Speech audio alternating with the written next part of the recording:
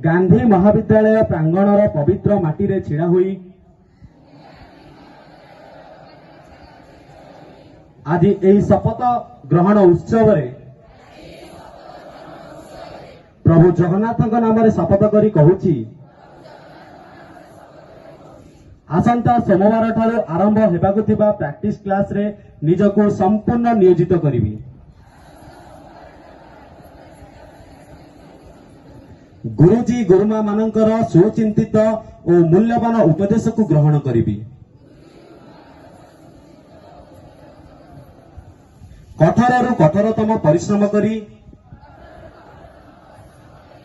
आगामी वार्षिक परीक्षा रे उत्तम प्रदर्शन करिवि।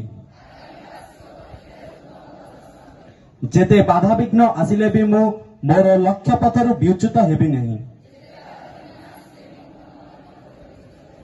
मु आज समस्त गुरुजी गुरुमांक उपस्थिति रे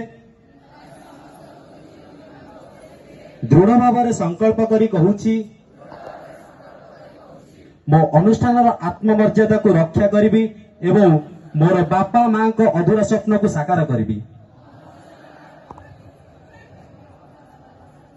आगधाड़ी सैनिक रूपे दंडायमान होई देश दुनिया ना रखिबी। यह ही मोर दृढ़ प्रतिज्ञा। धन्यवाद।